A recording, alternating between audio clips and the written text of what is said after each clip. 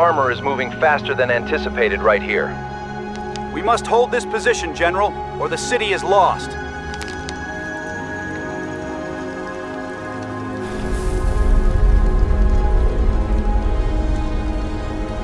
The plans are compromised. They know we're here. We have to move.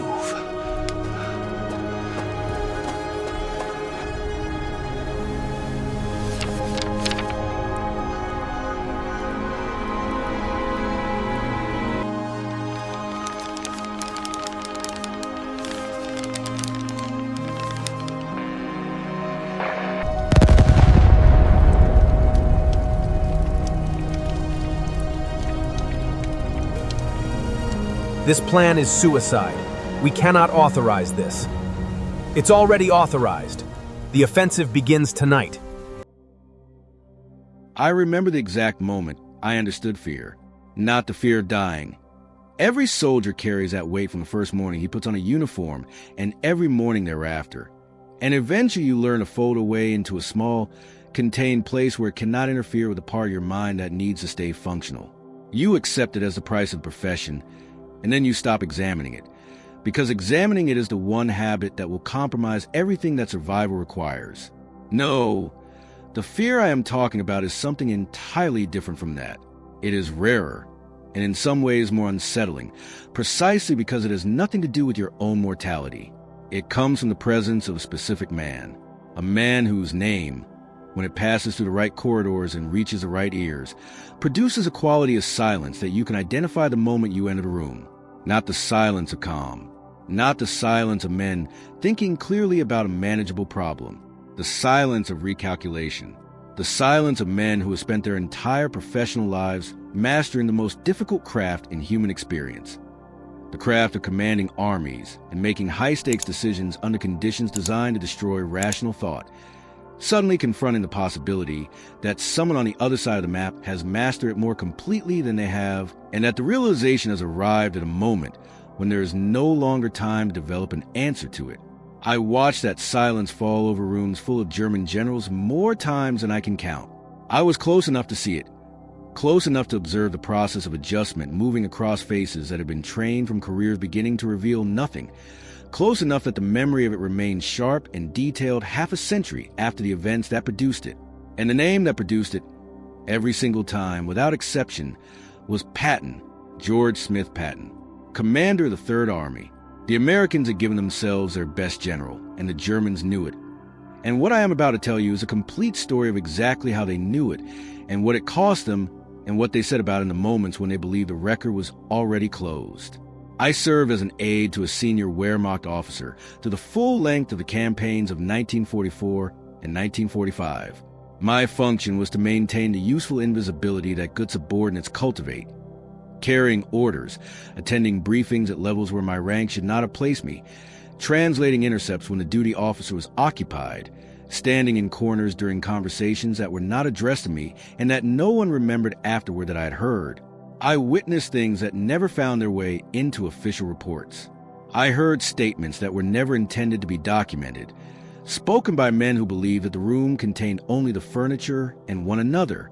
And when the war ended and the Allied intelligence apparatus began its systematic program of interviewing captured German commanders, a program that ran for years and eventually produced a documentary archive of enormous scope, portions of what I had heard in those rooms began to surface in the transcripts. Not all of it. The written record is always a reduction of what actually happened, filtered through the interests and the cautions of the men doing the telling. But enough surface confirmed the substance of what I had witnessed, and to demonstrate that the full account deserved to be told without the diplomatic softening that post-war memoirs tend to apply to inconvenient honesty.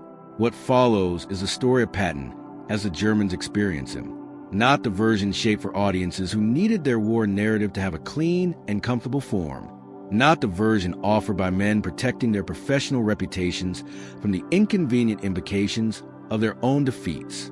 The genuine account, drawn from battlefield testimony, intelligence debriefs, private communications recovered from the wreckage of Germany's collapse, and from the words that men spoke in those hushed headquarters rooms when they believed that history was already written and what they said no longer mattered.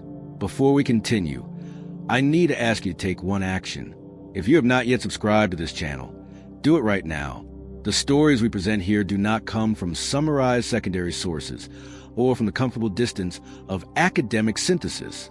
They come from the primary record, from diaries and debriefs and the fragmentary documents that survived burning and bombardment and the deliberate destruction of archives in the final weeks of the war. Every week we go into that record and bring back something that deserves to be heard.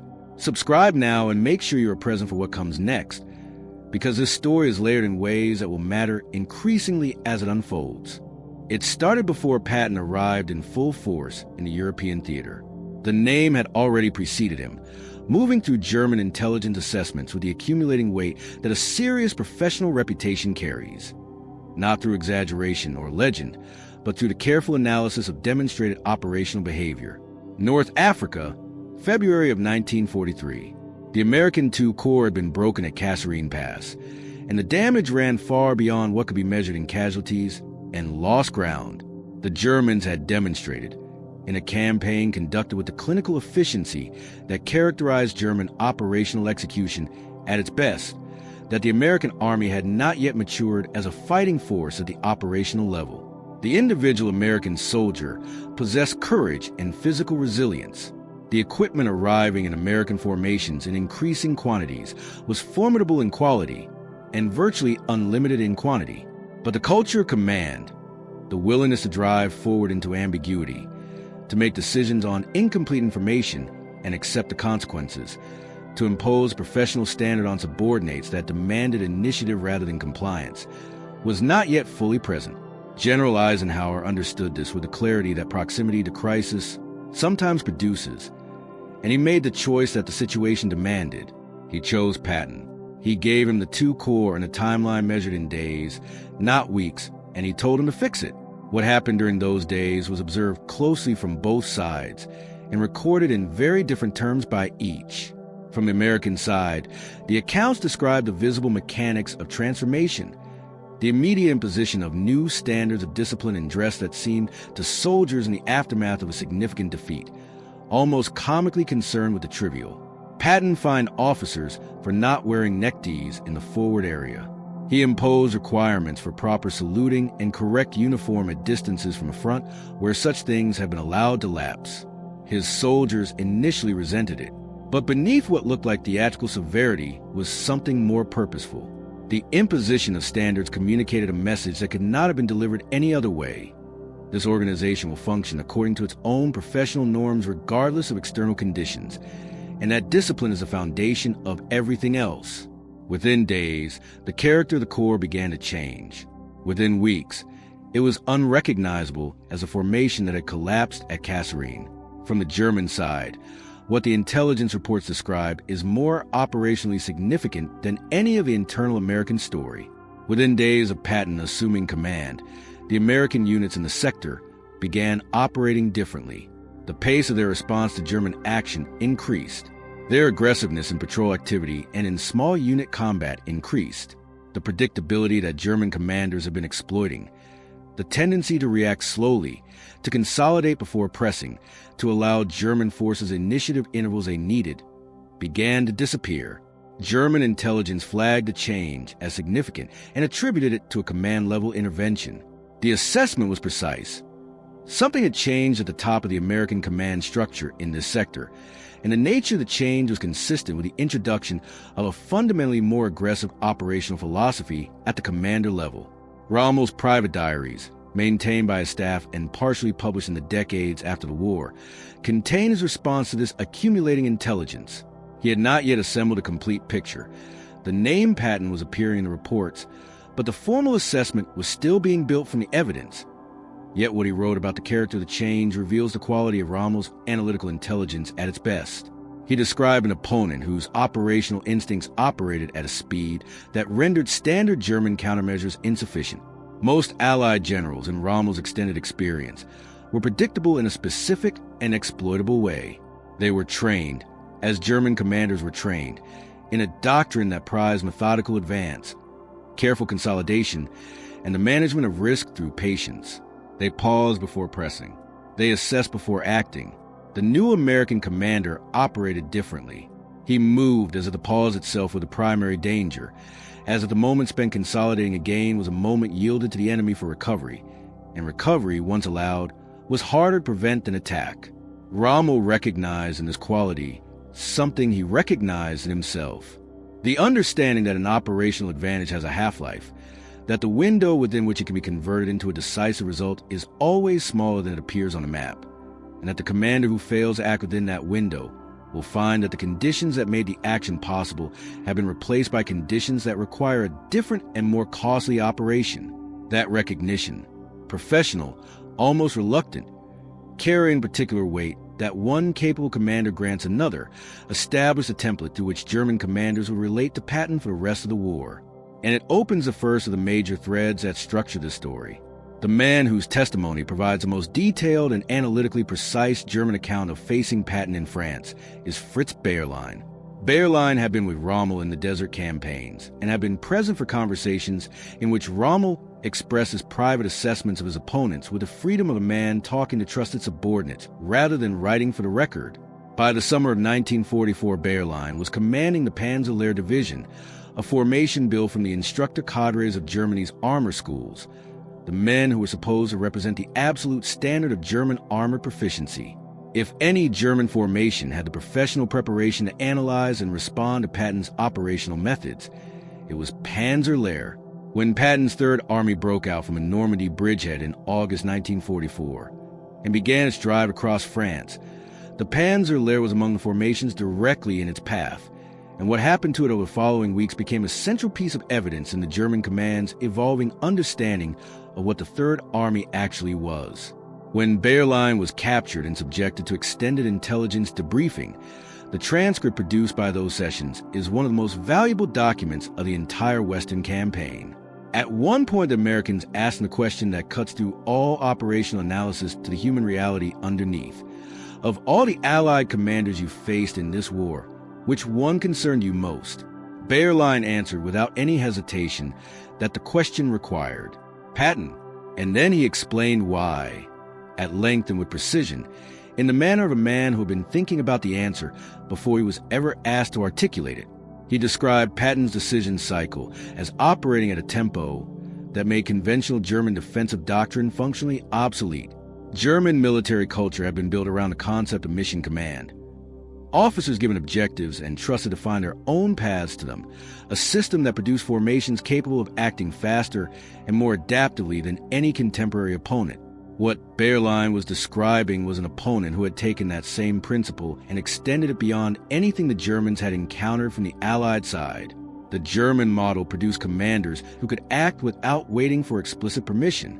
Patton's model produced commanders who appeared to treat waiting as a form of tactical failure, who moved as if the absence of an order was itself an instruction to proceed. The difference in tempo was not incremental.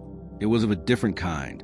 The image Bayerlein used has been quoted in various forms over the decades, but its full operational implication is rarely examined. He said that fighting the Third Army felt like trying to hold water in open hands. Every time you press one finger against another to close a gap, it ran out between the others. This image describes with precision the fundamental impossibility of defending against an opponent who moves at a speed that prevents defensive concentration. Defense requires time to function. You need time to identify the threat axis, time to move reserves, time to establish blocking positions, time to communicate the changes to your subordinate commanders and allow those changes to propagate through your formation. Patton's army denied time, not simply because individual vehicles move faster, but because the entire organizational culture had been built around the understanding that time is a decisive resource in armored exploitation, and that the side which denies time to defender wins regardless of every other factor. This understanding, offered by one of Germany's finest armor commanders in a context where neither flattery nor diplomatic softening served any useful purpose, was not unique to Bayerlein. It was shared, in different formulations, by virtually every senior German commander who came into significant operational contact with Patton's forces during the campaign in France. General Hermann Bulk, commanding Army Group G during a portion of the Lorraine campaign, described the experience of facing the Third Army in terms that echo Bayerlein's: the impossibility of finding the stable defensive moment that conventional tactics depend on, the sense of operating perpetually behind the curve of events. Colonel General Johannes Blaskowitz, whose command responsibilities brought him into the sector during the later phases of the campaign, described Patton's operational method as uniquely difficult to engage because it operated on a time scale that made standard responses inadequate before they could be fully organized. Across the range of German command testimony, the assessment converges on the same essential point. Patton's army was different not in what it had, but in how it operated, and the difference was rooted in the culture of command that Patton had created and sustained throughout the formation. The second major thread of this story runs beneath the battlefield and requires understanding something that connects the professional fear Germans held for Patton to a strategic event of enormous consequence. Operation Fortitude was the Allied deception operation built around convincing German high command that the Normandy landings were a preliminary operation and that the decisive blow against Western Europe would come at Pas-de-Calais. The architecture of the deception was complex and carefully constructed. Its central pillar was a fictional 1st United States Army Group, FUSAG, positioned in southeast England, supposedly preparing the main Allied effort. The commander of FUSAG, in the deception scenario, was Patton. The choice was made for a specific reason that the Allied planners understood with precision. German intelligence operated on logical inference from available evidence, and the logic was impeccable. The Allies were planning the most significant military operation in the Western War. For an operation of that importance, with the consequences it carried, they would deploy their most capable commander at the decisive point. That was how serious military organizations functioned, and Germany was a serious military organization that expected its opponents to operate similarly. Their most capable Allied commander was Patton. This was a conclusion of every German assessment that had evaluated Allied generalship up to that point, and was a conclusion reached through legitimate professional analysis. Therefore, the main Allied effort would be commanded by Patton. Therefore, wherever Patton was, that was where the main effort would come. This was not a conclusion that needed to be induced by clever deception. It was a conclusion that German intelligence would reach on its own, because it was the obvious conclusion from everything they knew about how serious military operations were organized. What Fortitude did was provide the physical evidence to support what German intelligence already believed. The radio traffic was constructed and transmitted. The agent reports arrived through channels German intelligence trusted. The physical presence, simulated vehicle movements, dummy equipment installations, the accumulated detail of a large formation preparing to move was assembled with meticulous care. The picture that developed in German intelligence files over the spring of 1944 was an army group under Patton's command, ready to strike at Pas-de-Calais, waiting for the moment to move. German high command acted on that assessment, exactly as Allied planners had designed. The reserve stayed at Pas-de-Calais through D-Day and through the critical weeks afterward, waiting for Patton's army that existed only in documents and radio traffic. The cost of that wait is one of the central counterfactual questions of the Western campaign. At multiple points in June and July of 1944, the commitment of the Pas-de-Calais reserves to Normandy could have compressed the Allied bridgehead severely enough to complicate or prevent the breakout that eventually occurred in late July. The German defensive position in Normandy was contested and bloody. Allied forces paid an enormous price for ground that defensive German formations contested with professional competence. Additional armor reserves of the quality held at Pas-de-Calais, introduced at the right moment, could have changed the balance of the campaign in ways that are genuinely difficult to calculate. Those reserves were ready. They were available. They were not moved, because the name Patton held them where they were, as effectively as any physical barrier. When German commanders were confronted with the full truth of this in post-war interrogations, the reactions are illuminating. General Hans Speidel wrote about the decision to hold reserves at Pas-de-Calais with a candor that his role as a surviving senior German officer of the period gives particular weight. He described it as among the most consequential strategic errors of the Western campaign, and he was clear and direct about its source. Not analytical failure, not inadequate intelligence, but the entirely rational German assessment of Patton's capabilities. Their professional judgment had been accurate, and that accurate judgment had been identified by Allied planners as a vulnerability and exploited with precision. The third thread moves through the weeks between D-Day and Patton's activation. While his name was serving as a strategic anchor holding German reserves in the wrong place, the real Patton was in England present, watching, accumulating the pressure of a man who understands the situation completely and is not permitted to act on that understanding. His staff during this period described him in terms that range from volcanic to barely self-contained. He understood fortitude, and he cooperated with it because the orders demanded cooperation, and he was a professional soldier. Cooperation did not require equanimity. He watched other generals fight his war. He studied the Normandy situation with an intensity that produced, during those weeks of enforced waiting, a comprehensive operational picture that he would draw on the moment he was released. When the Third Army became operational on the 1st of August 1944 and Patton received his orders, the force that had been building in him came out immediately and without restraint, and the campaign that followed surprised even the planners who had calculated the resources to support it. The breakout from Avranches, the drive south, then east, then the encircling arc that created the Falaise pocket. Field Marshal von Kluge's message to Hitler on the 15th of August expressed, beneath the controlled professional language of military reporting, a quality that his staff officers described as unprecedented from a man of his rank and composure. Not defeatism, but something closer to a confession of professional inadequacy in the face of something his formation had not prepared him to meet. He described columns closing at speeds that made repositioning impossible, a front that was dissolving rather than breaking. Units receiving orders to move to prepared positions only to find those positions already compromised by the time the movement began. Von Kluge was dead within days, and the Falaise pocket became a catastrophe from which the Wehrmacht in the West never recovered. The fourth thread is the one that German commanders found hardest to render in standard military language, and it appears in the testimony and formulations that reveal a genuine analytical struggle with something that professional training had not provided vocabulary for.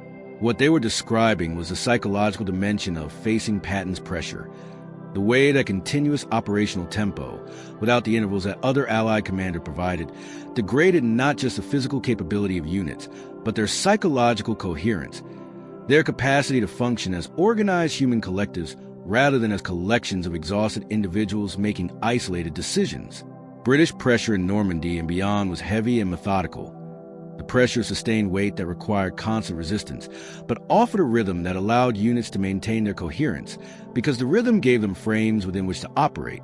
American pressure under other commanders was powerful, but tended toward intervals, periods of intense combat followed by consolidation, during which German units could recover their equilibrium, rebuild their command relationships, and prepare the next offensive response with some degree of deliberateness. Patton's pressure was different in kind. It was continuous. It did not offer the intervals within which human organizations recover the coherence that sustained stress degrades.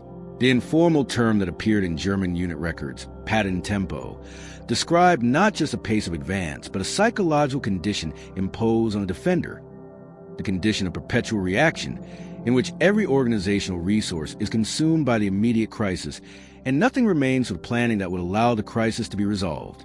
General Otto von Manchefeld's post-war testimony on Patton remains among the most precisely articulated German assessments of what the Third Army actually was. Manchefeld had earned his professional standing against opponents that made the Western Allied armies look modest in scale. The Soviet forces he had faced on the Eastern Front brought to the battlefield a material superiority and a willingness to accept casualties that had tested German operational excellence to its limits and beyond. When he described Patton's Third Army as the most professionally conducted armored operation he had encountered from the opposing side, he was applying standards built in the hardest school the war produced. He was specific about what distinguished the Third Army from other Allied formations, and his specificity is analytically significant. It was not equipment. German armor maintained technical advantages in several respects, and Manchefeld acknowledged this because it was true and because professional honesty required it. It was not numerical superiority, which was a constant condition of fighting on the Western Front regardless of commander. The distinction was organizational and cultural. The integration of speed, logistics, and command initiative at every level of the formation, from Army headquarters to the individual company in contact with the enemy. In other Allied armies, the pace of operations was constrained by the pace of commanding general. Decisions traveled downward to the command structure, and the formation moved at the speed of that process. In Patton's army, the culture of command had been diffused so thoroughly through the entire formation that each officer behaved as if he had personally internalized Patton's operational philosophy. Initiative was not permitted. It was expected. Action at the point of contact was not reported upward for approval. It was taken and the report followed. This culture, transmitted through an entire Army Corps and sustained under combat conditions where other command cultures tend to revert to centralization, was what made the Third Army uniquely difficult to fight. Joseph Harp's words during the Lorraine pause, when the fuel crisis stopped Patton's advance and gave German formations their first extended interval recovery since August, capture something that the formal operational records cannot. The silence during those weeks was, by the testimony of German officers who experienced it, physically distinctive, not quiet in the normal sense. The absence of a sustained pressure that had become the defining condition of their operational existence. And Harp, turning to his operations officer during one of those evenings of uncharacteristic stillness, said, "Do not mistake this for the end. Patton is not finished. Patton is never finished. When the fuel comes, he will not resume. He will detonate."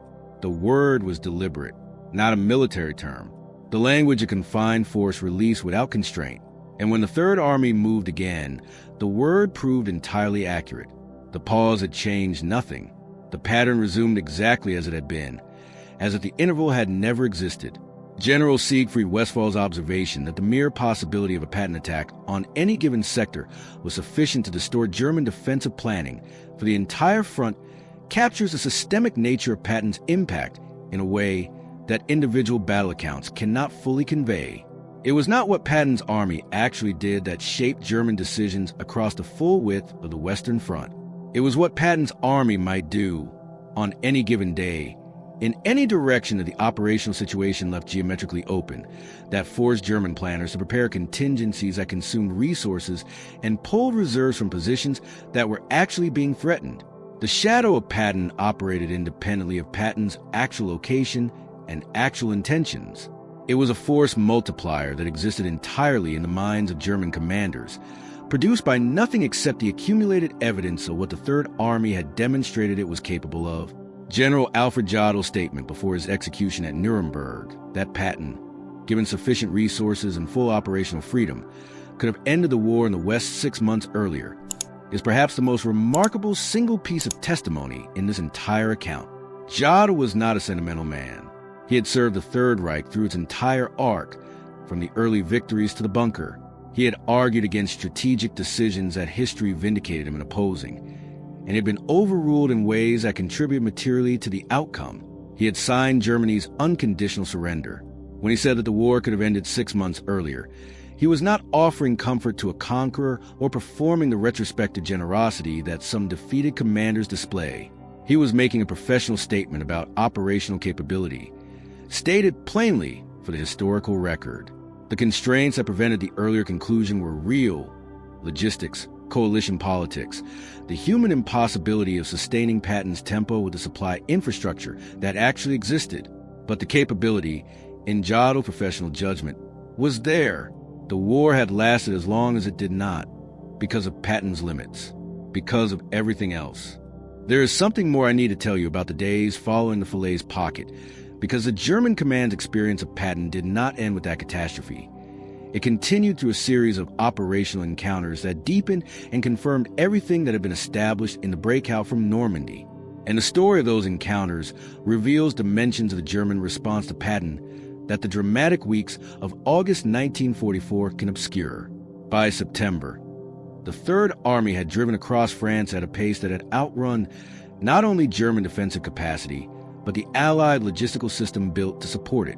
Patton's formations had crossed the Seine, driven through the Loire country, and were pressing toward the German border. The supply line stretched back across France in a thin thread that could not sustain the consumption rates that Patton's tempo demanded. Fuel was a constraint. Fuel had always been a constraint in armored operations, and the scale of the Third Army's advance had made that constraint acute. The Red Ball Express, the improvised supply convoy system that Allied logistics officers had created to keep pace with the advance, was running at maximum capacity and still insufficient. Patton understood this. He petitioned Eisenhower with persistence that his superiors found exhausting, arguing that a priority allocation of fuel to the Third Army would allow a continuation of the drive that could end the war before winter. He was not given the priority he asked for. The fuel was distributed across the Allied front, and the Third Army's advance stopped. The operational pause that followed lasted from early September into November for the German forces along Patton's front. It was the first extended interval recovery they had experienced since the breakout began. Units that had been continuously engaged for weeks were able to consolidate and rebuild. Staff procedures that had been operating on improvisation could be normalized. Command relationships that had been strained or severed could be repaired. The West Wall, the defensive fortifications along the German border, provided a physical framework for a coherent defensive line that the open country of France had not offered. German commanders in the sector used the interval with professional competence, constructing a defensive position that would make the renewal of Patton's advance considerably more costly than the campaign in France had been. But what is striking about the German accounts of this period is not the tactical recovery. It is the psychological character of the interval. Officers who survived the weeks of Patton's advance and then experienced the pause describe the pause itself in terms that reveal how completely the tempo of the Third Army's operations had redefined their sense of normal. The quiet was disorienting. The ability to plan for more than 48 hours ahead seemed almost unfamiliar. The possibility of having a meal without interruption, of sleeping in the same location for multiple consecutive nights, of conducting an orderly staff briefing without the immediate pressure of a new crisis breaking in from the front. These things, which are simply the baseline conditions of functioning military headquarters, felt like luxuries after the sustained experience of Patton's tempo. The German accounts of this period have a quality that is almost difficult to describe. The relief of men who have been under physical pressure for so long that the removal of the pressure produces a specific kind of disorientation rather than simple rest. It was during this pause that Joseph Harp made the observation I have already described to you, the warning to his operations officer not to mistake the silence for the end of the storm. But what Harp understood, and what his observation reflects, was more than tactical prediction. He had internalized, through direct operational experience, something about the nature of Patton's command that went beyond the analysis of specific battle situations. He understood that the pause was conditional, not categorical, that the force he was temporarily free of had not changed its character simply because external constraints had interrupted its expression, that when those constraints were removed, the same force would operate with the same character, and that the interval had provided rest but not answers. There were no answers. There were only preparations, and preparations were never quite adequate. When the fuel came and the Third Army renewed its advance in November, Hart's prediction was verified in the most direct way possible. The operational pause had provided German formations with the opportunity to rebuild and reorganize, and by the standards of the autumn situation, that reorganization had been accomplished with genuine professional competence. But the character of the renewal, the immediate return to the tempo that had been suspended, the refusal to allow the defensive preparations to establish the rhythm that their existence seemed to promise, made the preparations feel inadequate almost from the moment the advance began again. The Third Army's Lorraine campaign, though slower and more costly than the August breakout, demonstrated the same fundamental quality: the imposition of a decision cycle that prevented German commanders from operating at the level their training and their genuine competence would have allowed in a different operational environment. The experiences of two specific German division commanders during this period add granular detail to the broader operational picture. General Walter Kruger, whose 58th Panzer Corps was directly engaged with elements of the Third Army during the Lorraine fighting, described in his post-war testimony a phenomenon that his vocabulary kept straining to capture accurately. He spoke about the experience of preparing defensive positions that, by every conventional professional standard, should have provided adequate resistance, and then watching those positions become untenable not because they had been overwhelmed by superior force, but because the operational situation around them had changed faster than the defenders inside them could process and respond to. Positions that were strategically sound when constructed became tactically isolated before they could be reinforced. The problem was not the quality of the positions or the commitment of the men holding them. The problem was that the operational environment they had been constructed to control was no longer the operational environment that existed by the time they were tested. Patton's advance changed the situation faster than the defensive framework could adapt.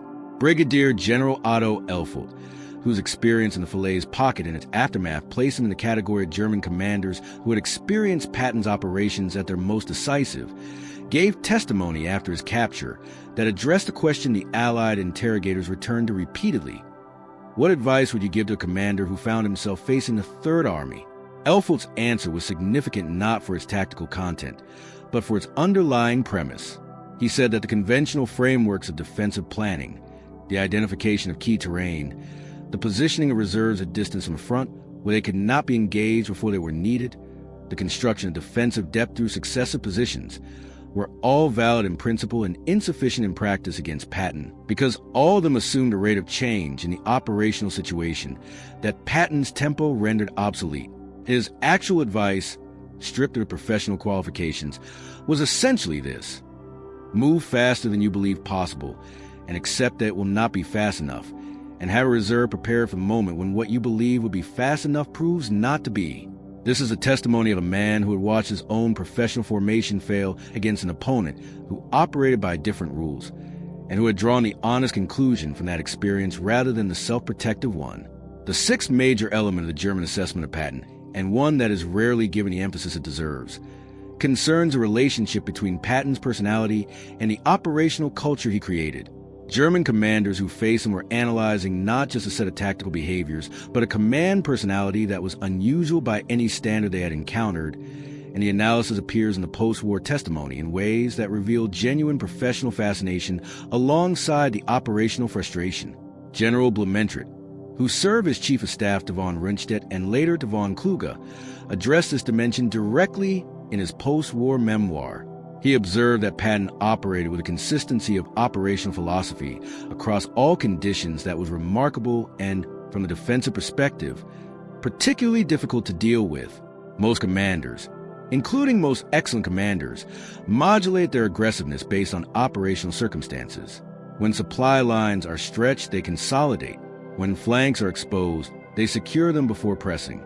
When unexpected resistance stiffens, they pause to assess and adjust. Patton did not modulate in the way that conventional doctrine suggested he should. He treated modulation as a form of capitulation to the conditions the enemy was trying to impose, and he refused to be governed by those conditions in the ways that the enemy's strategy depended on. This consistency, Blumentritt argued, made Patton's behavior uniquely difficult to influence through the standard German operational practice of making the enemy's situation expensive enough that he chose to stop. You could make Patton's situation expensive. You could not make him choose to stop. General Gunther Blumentritt's observation connects to something that Otto von Manchefeld articulated from a different angle. Manchefeld observed that the particular difficulty of facing Patton was not that his operations were impossible to analyze. They were, in fact, analytically comprehensible, and German staff work on the Third Army's operational patterns was sophisticated and, within its limitations, accurate. The difficulty was that accurate analysis of Patton's patterns still did not enable effective response, because the time between accurate assessment and adequate response was always longer than Patton's tempo allowed. You could understand exactly what he was doing and still be unable to do anything about it, because the doing required time, and time was what he denied you. This distinction between understanding and capacity to respond captures something essential about what made Patton uniquely difficult among Allied commanders. Against many opponents, understanding their methods provides a foundation for effective countermeasures. Against Patton, understanding was not the constraint. Time was, and time was the one resource that Patton's operational method systematically denied to the commanders who faced him. The intelligence assessments that German headquarters produced about Patton during the campaign, some of which survived in captured documents and were later analyzed by Allied historians, reflect this frustration in a form that is almost poignant to read. The assessments are technically excellent. They demonstrate a sophisticated grasp of the Third Army's operational patterns, its logistical dependencies, its command culture, its likely behavior under various conditions. They are the work of professional analysts operating at a high level of competence, and they are, in practice, almost entirely useless as guides to action, because the situations they analyze change faster than the assessments can be prepared, approved, distributed, and acted upon. The German intelligence machine understood Patton. It simply could not keep up with him. General Hermann Bulck, who commanded Army Group G during part of the Lorraine campaign, and who was among the most analytically capable German commanders of the war, expressed this frustration in his post-war testimony with a clarity that cuts through the professional formality. He said that the experience of facing the Third Army was the experience of operating perpetually in a decision environment that was always already outdated by the time you arrived in it. Every piece of intelligence you had was accurate about a situation that no longer existed. Every defensive preparation you made was appropriate for a threat that had already evolved into something different. He described it as a form of operational time dislocation. Not the fog of war in the classic sense, but something more specific and more disorienting. Perfect clarity about a past that the enemy had already left behind. This image, perfect clarity about a situation that no longer exists, may be the most precise description of what Patton imposed on his opponents that any German commander produced. It is more illuminating than the tactical statistics and more revealing than the formal operational assessments, because it captures the experiential reality of facing an opponent who operated at a tempo that systematically prevented the translation of accurate information into effective action. The full account of what German generals said about Patton behind closed doors cannot be reduced to a set of operational lessons or a catalog of tactical innovations. What they said was something more fundamental. They said that they had encountered a commander who had mastered the relationship between time and action in a way that their own formation, which was, by any reasonable measure, the finest military culture of its era, had not fully anticipated and could not fully match. They said it carefully, in the measured language of professionals who understood that the statements they were making had implications for their own reputations. They said it honestly, because professional honesty was part of the code they operated by even when it produced uncomfortable conclusions. And they said it consistently, across ranks and theaters and operational contexts, in a convergence of testimony that carries a particular authority of independent witnesses arriving at the same conclusion through different routes. I was there for some of those conversations, not as a principal, not as a man whose assessment carried weight in the room, but as the kind of presence that serious men tend to forget about. I heard the words. I watched the faces. I knew then what the words meant, and I have not forgotten it in all the years since. What they said in those rooms, when they believed no one of consequence was listening, was this: Patton was the best, not the best Allied commander, not the best commander they had faced in this particular theater, the best commander they had encountered in a war that had given them extensive experience of the best that multiple military traditions could produce. They said it privately because the professional code required that certain things not be said publicly, that certain forms of honesty about defeat were not compatible with the maintenance of the institutional dignity that defeated armies need in order to continue functioning. But in private, they said it. And now you know. There is one more piece of this account that deserves to be told fully, because it concerns a specific class of German testimony that has received less attention than the statement of Army and Corps commanders.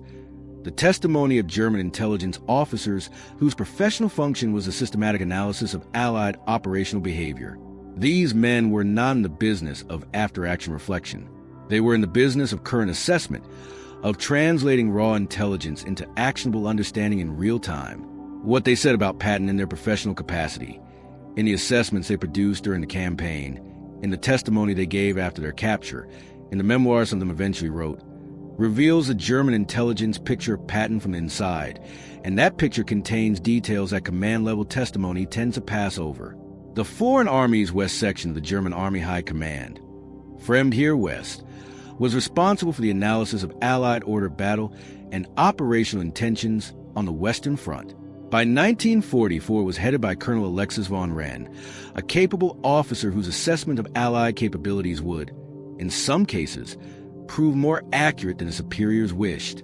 The section's files on Patton, partially recovered after the war, describe an intelligence picture built from intercepts, prisoner interrogations, captured documents, and the systematic analysis of operational patterns.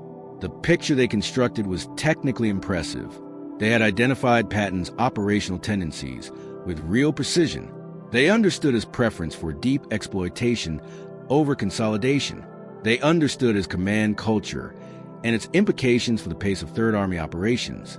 They had even developed predictive models for his likely behavior in various operational scenarios that proved accurate when tested against events. What the files also contain, in the form of marginal annotations and supplementary assessments, is evidence of the intelligence section's growing frustration with the gap between the quality of their picture and its operational utility. Accurate intelligence about an opponent who moves faster than the intelligence can be acted on is, as a practical matter, different in kind from accurate intelligence about a more conventional opponent. The Fremd here West analysts understood this, and their internal communications reflect the intellectual discomfort of professionals whose craft was producing excellent product that the operational situation was rendering inadequate before it could be used. One analyst, whose name appears in the files but whose post-war fate is uncertain, wrote an internal assessment in September 1944 that addresses this problem directly and with unusual candor. He argued that the standard metrics used to evaluate intelligence quality, accuracy, timeliness, completeness, were insufficient as a framework for assessing intelligence about Patton, because Patton's operational tempo imposed constraint on the utility of intelligence that those metrics did not capture. Intelligence about Patton, he argued, needed to be evaluated not just by how accurately it described the current situation, but by how much decision time it provided to the commanders receiving it. And by that measure, he concluded, even excellent intelligence about Patton provided insufficient decision time for adequate response, because the situation changed faster than the intelligence cycle could accommodate. His recommendation that intelligence assessments about the Third Army sector include explicit statements about the decision time available to act on the assessment before the situation described would no longer obtain was, as far as the record shows, never implemented. But the analysis itself reveals a level of professional self-examination that speaks to the quality of the German intelligence community, even as it documents the limits that Patton imposed on what that quality could accomplish. This is the full account, as completely as I can give it, the testimony of field commanders and staff officers and intelligence analysts, the private words and the official records, the documents produced under pressure, and the reflections offered at leisure. Taken together, they constitute the most comprehensive available account of how Germany's military professionals experienced and assessed the one Allied commander they could not find adequate answers for. There is a final dimension to this story that deserves its own space, because it concerns not what German commanders said in formal testimony or intelligence debriefs, but what they said in the private communications of the war itself, in the messages and reports and diary entries that were written in real time, under the pressure of events, before the war's outcome was decided, and before anyone was managing a legacy or protecting a reputation. These documents are rarer than the post-war testimony. They survived the chaos of Germany's collapse by accident or by the care of individual officers who understood their value. But they exist, and what they say about Patton carries particular authority, because they were written by men who were not yet speaking to history. They were speaking to their immediate situation, in the language of urgency. Among the most significant of these documents are the operational reports produced by German Army and Corps headquarters during the August 1944 breakout.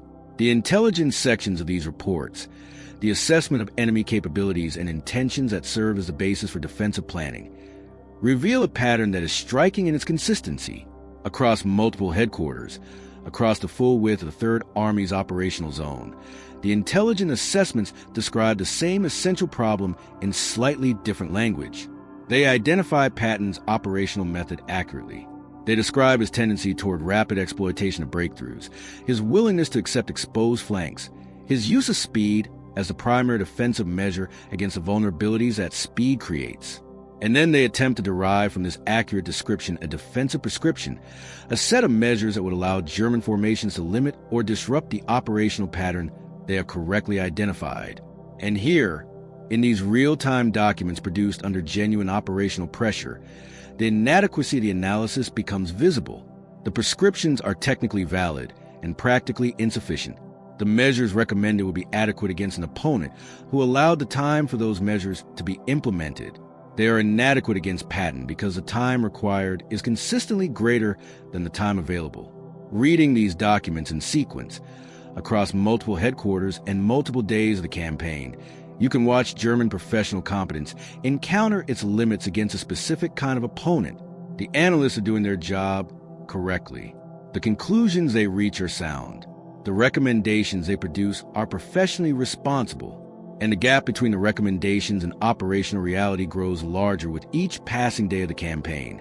Not because the analysis deteriorates, but because the situation changes faster than analysis can track. One report in particular, produced by an Army Corps headquarters in the second week of August 1944, contains a sentence that I have thought about for decades. It is an operational intelligence assessment produced under combat conditions by staff officers who had not slept adequately in weeks. And in the middle of the technical analysis, there is a sentence that breaks register in a way that professional military writing almost never permits.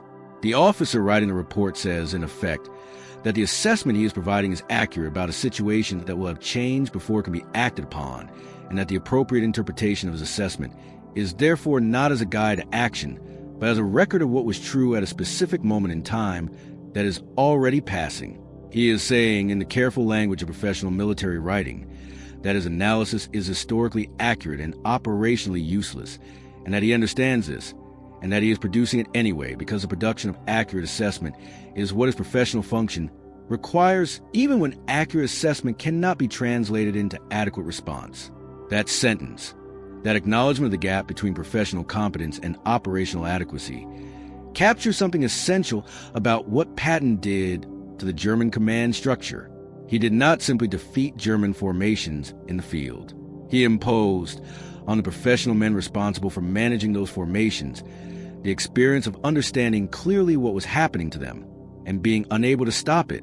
That experience, professional clarity combined with operational impotence, is a particular quality of the German encounter with Patton that distinguishes it from their experience of defeat by other opponents. The Soviet forces that ground German armies down on the Eastern Front defeated Germany through weight, through a material and numerical superiority that eventually overcame the qualitative advantages of German doctrine and training. Against the Soviets, German commanders could understand their defeat as the product of circumstances that lay outside the domain of individual professional skill. The material imbalance was real and enormous, and the defeat it produced was comprehensible in terms that preserved the integrity of the professional formation even as it destroyed the operational one. Against Patton, no such consolation was available. The defeat was not the product of material circumstances.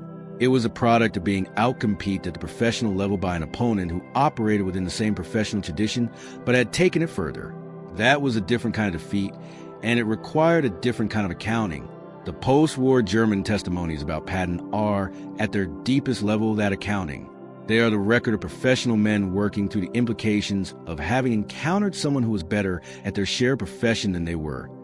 Not in a narrow technical sense, not in a sense of individual bravery or physical endurance or even tactical skill, but in the comprehensive operational sense that encompasses all of those things and then adds something more. The ability to impose a decision environment on the enemy that prevents him from operating at the level his own skills would otherwise allow. General Blumentritt, in one of the more candid passages of his post-war memoir, said something that speaks directly to this dynamic. He said that the particular frustration of facing Patton was that you could see what he was doing, you could analyze it correctly, and you could know with professional certainty what the appropriate response would be. And none of that knowledge helped you, because the response required time that was not available. He compared it, in a formulation that reveals more than he perhaps intended, to the experience of a chess player who can see the correct move but cannot make it because the rules of the game, as his opponent is playing it, require him to move faster than his analysis can operate. You know what should be done. You simply cannot do it in the time available to do it. And so what should be done remains undone, and the opponent moves where the undone should have been, leaves him free to move. That image, the chess player who understands the correct move but cannot make it in time, is perhaps the most precise German characterization of the experience of facing Patton that the full body of testimony produces. It is not a tactical description. It is not an operational assessment. It is a phenomenological account of what it felt like to be a professional soldier of genuine competence facing an opponent who had found a way to make professional competence insufficient. And that, in the end, is what the German general said about Patton behind closed doors. Not simply that he was faster or more aggressive or better supplied or more willing to accept risk. They said that he had found a way to operate in the domain of military competition that rendered the standard measures of military excellence: professional training, tactical skill, operational analysis, command competence, Necessary, but not sufficient. He had found a way to make the game of war operate at a speed that outpaced the translation of those excellences into effective action. And in saying that, in the careful and sometimes reluctant language of professional men accounting for their own defeats, they were paying him the highest compliment that one military professional can pay another. If this story reached you as it was intended to reach you, if it told you something you did not already know, or gave the full weight to something you had only partly understood, then share it. Leave a comment. Tell me which moment in this account you will still be carrying tomorrow, which word or name or image from these rooms, and these conversations stayed with you past the moment of listening. Because these stories deserve to outlive the rooms where they were spoken, and the only way they make that journey is if people like you carry them forward. I was there, and now so were you.